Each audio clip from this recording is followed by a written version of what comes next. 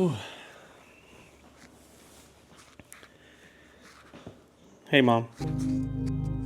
You know it'd be crazy if I wrote a letter to my absent father, but didn't write a letter to my present mother. So, here it is. Much deserved and long overdue. And there is nothing that I could say, there's nothing that I could do that could ever repay or even come close to just even expressing the love and the gratitude that I have toward you. I remember vaguely, and I remember not so fun things and not so fun experiences that we went through, but through it all, I've never seen anyone be so strong, so brave, fearless, and maybe in a way you were fearful at times, but you never let it stop you. I remember the break-ins. I remember the torn up photos of family members. And I remember sitting with you and just asking you, like, what's wrong? I don't remember how old I was, but I just remember kind of sitting there and just be like, what's wrong, Mom? And you told me, and I sat there, and I don't know if you remember this, but I sat there and I was like, it's okay. Everything's going to be okay. And I was right. Again. I'm just playing. But the cop car rides home, the police escorts, and the police come into our apartment, and you just kind of just making everything seem like it was going to be okay, even if you didn't know it was. And there's a lot that I look back on and I think to myself, like, how did we make it out of that? How does a single, well, I guess at the time, I don't know, technically single or not, but essentially, right? How does a single mom make it through a physically, emotionally, probably spiritually abusive relationship and prosper the way that you have? I don't know. I wish I had the answer to that. And maybe I don't need the answer.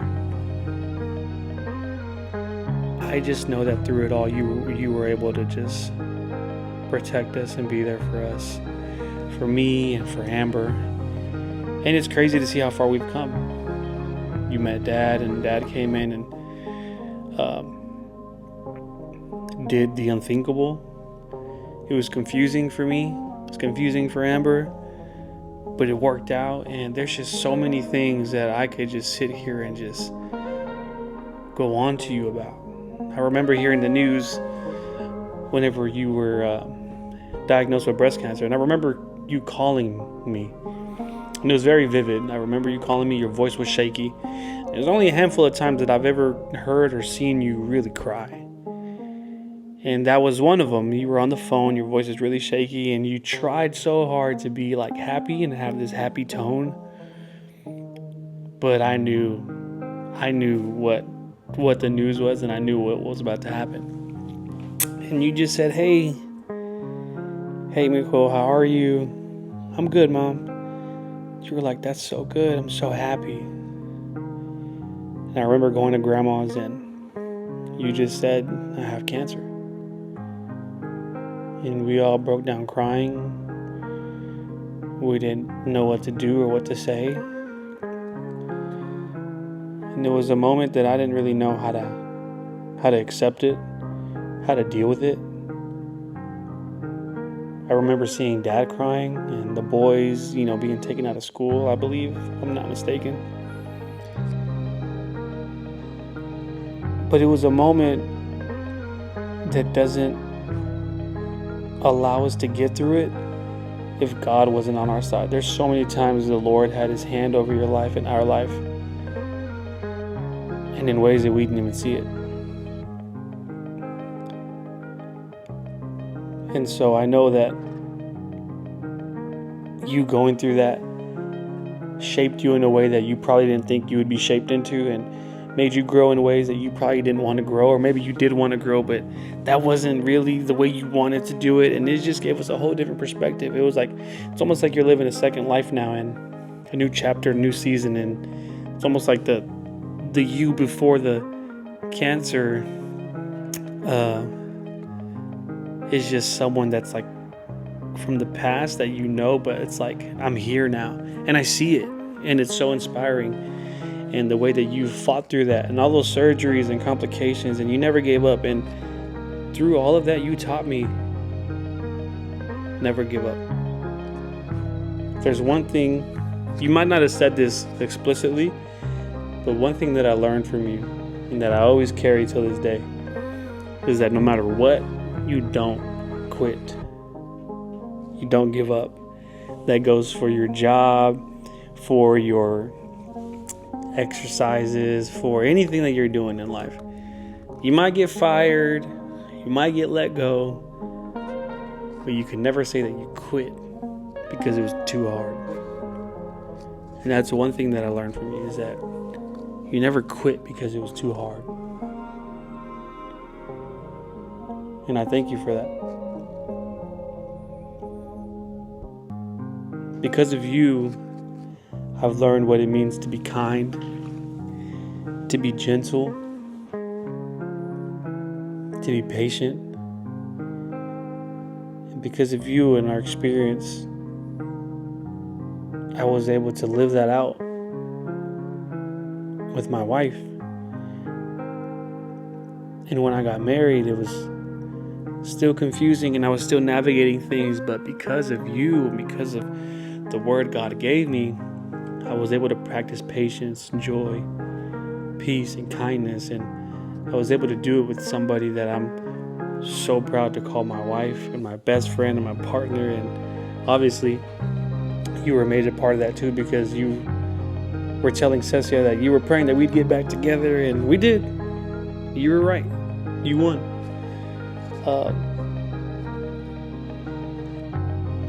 And there's no words that I can say that would just express my gratitude for you. I'm married,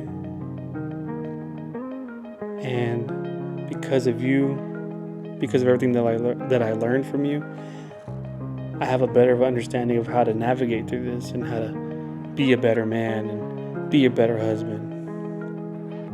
Because of you and because of how hard you fought, I have a daughter now, and I get to do it all over again with my baby girl.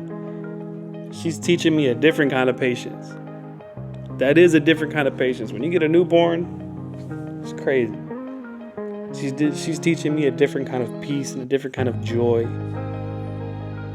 Something that only comes from God. Something that just doesn't make no sense, to the point where you just got to look up and be like, man, this only comes from God, because I don't know how I can be navigating through all this and live in these moments if it's not for God. And you've been a part of that. You've been probably the main part of that. And a lot of us know your story. Cecia knows your story. And one day, I'm proud to say that I'll be able to tell Sienna your story. And one day she'll be able to just find out how strong her grandma is, how strong my mom is. One day she'll be able to learn about all the trials and tribulations you went through physically, emotionally, and how you're a survivor, and how your story inspires so many people, even though you don't realize it. But because of your sacrifice, because the way you fought through all of that, she just gets to experience you as grandma, as someone who just loves her and cares for her and looks after her and just wants to give her the world through the lens of you being Grammy.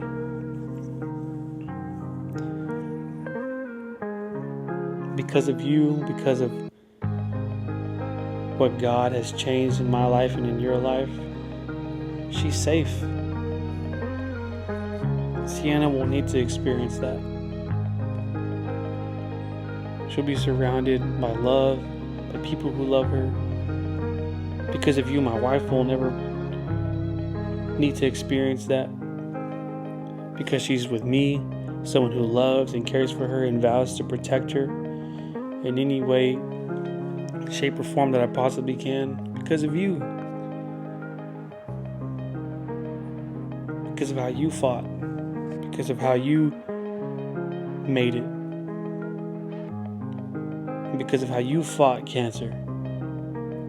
Because of how you navigated this crazy thing called life. It's your first time living too. It's all of our first time living. I'm just glad that along the way, God gives us enough grace to figure it out and to navigate through this. I don't know if I've ever had the chance to just really talk to you like this. And maybe it's not our style. Maybe this is our style. Like, let me tell you through a video. But in case I've never told you, thank you. I love you. And if it wasn't for you and everything that you've done to get to this point, I don't know where I'd be. I'd be lost somewhere. Hopeless.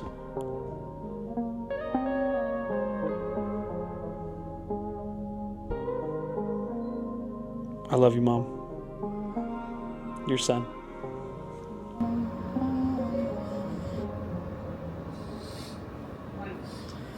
That's